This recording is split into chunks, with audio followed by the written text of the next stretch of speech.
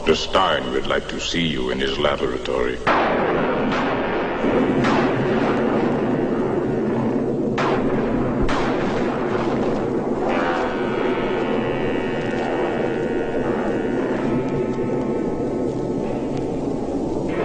What brings you to California?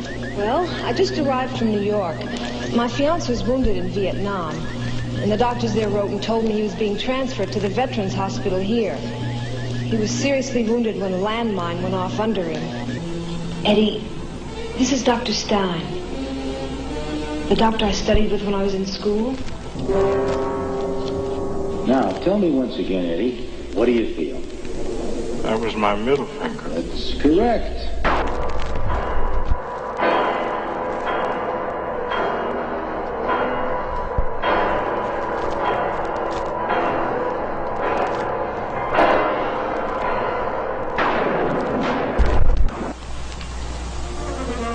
Dr. Stein, look at this.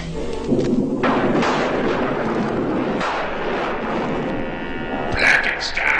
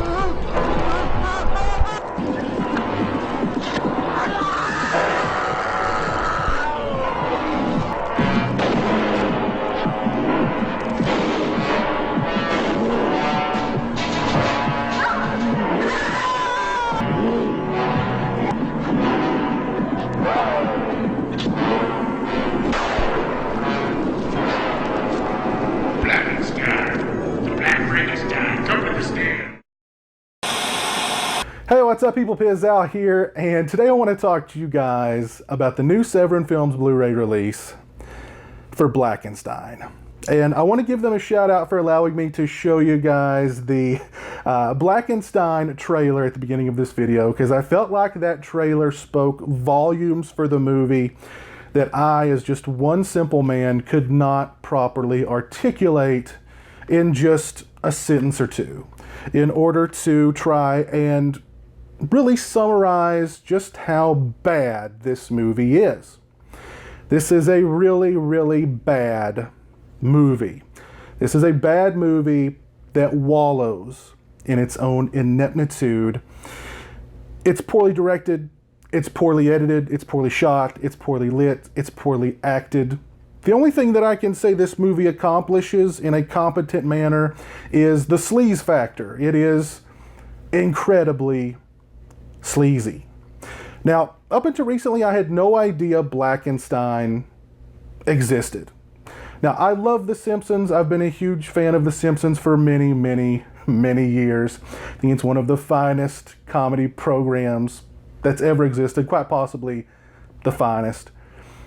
And I vividly remember an episode in which there's some sort of horror marathon going on, and the announcer announces that coming up next is Blackula, Blackenstein, and the Blunch Black of Bloater Blame.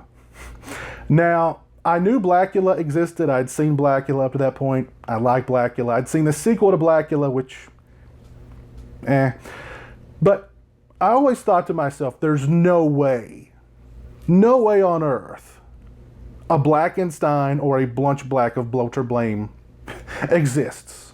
No way.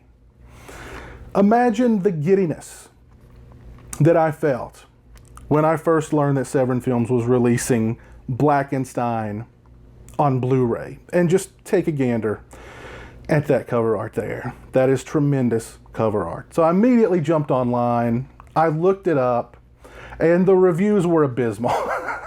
So I said, I have got to get my hands on this movie. As someone who loves so bad they're good movies, I had to get my hands on this movie. As a matter of fact, I'm ashamed that I had no idea that this movie even existed.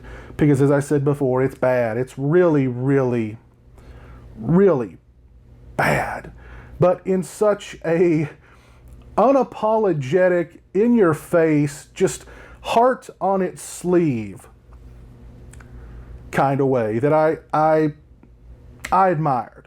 I had to admire Blackenstein. I may be the only living human being who's ever uttered those words, but I had a really good time watching Blackenstein because of the utter absurdity of a movie called Blackenstein. Of course, this is a blaxploitation send-up of Frankenstein, in which a Vietnam veteran who had both his arms and legs blown off in the war, he finds himself in the very Ed Woodian laboratory of Dr. Stein, who turns him into Blackenstein, a monster that goes out into the night and rips people's arms off and rips the guts out of naked women, and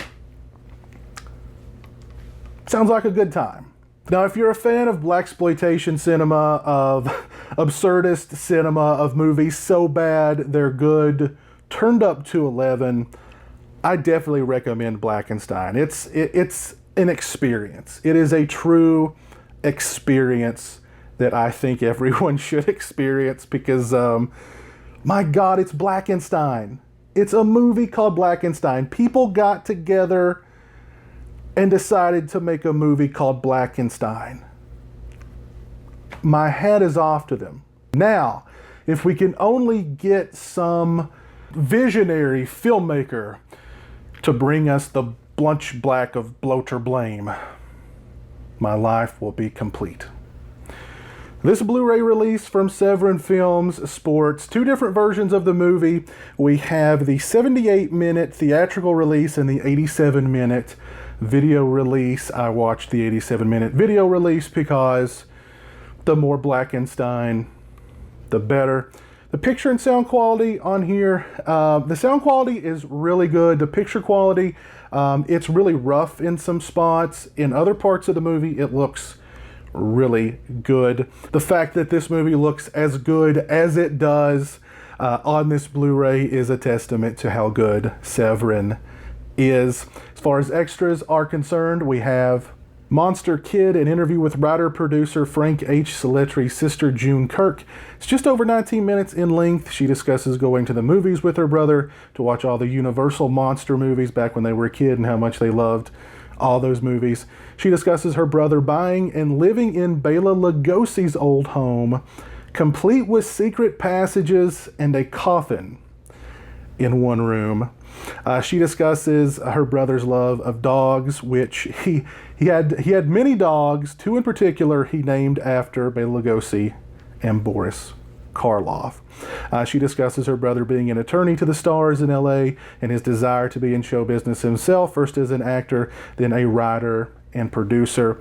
Most of the scripts that he wrote went unproduced, and pretty much all of the scripts that he wrote were send-ups, much like Blackenstein, including one entitled Black Ripper.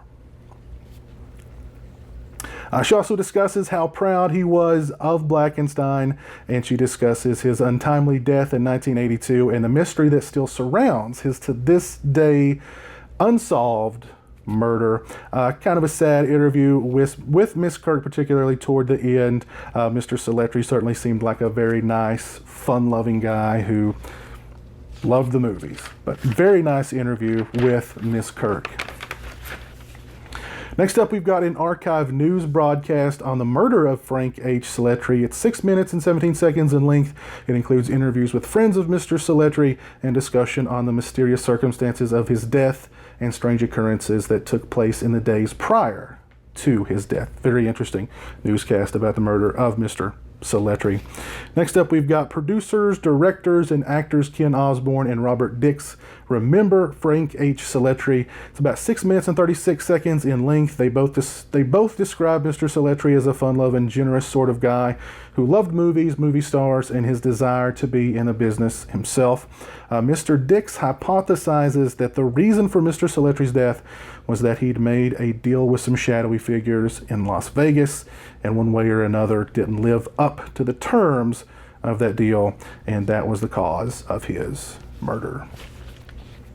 Next up, we've got Bill created Blackenstein. It's an interview with creature designer Bill Munns. It's about 9 minutes in length. It's a telephone interview with Mr. Munns in which he discusses his early days as a makeup and prosthetic artist in college, and Blackenstein being his first professional gig. He discusses the process he used to make the Blackenstein appliances. He discusses the very low budget for the movie that he had to work with, and that at one point he was doing makeup in his words, an outhouse. We also have a theatrical trailer for the film. This is a really nice Blu-ray release that Severin Films has put together for Blackenstein. I'll put a link to Severin Films' website in the description. Go over and check them out. If you've seen Blackenstein, by all means, let me know what you think of it down in the comment section below. Let me know what your favorite blaxploitation movie is down in the comments section below as well. If you like this video, please leave it a thumbs up. If you're not following me on social media, those links are in the description. They're also right around here. As always, thanks so much for watching. I really appreciate it. Take care, and until next time, peace.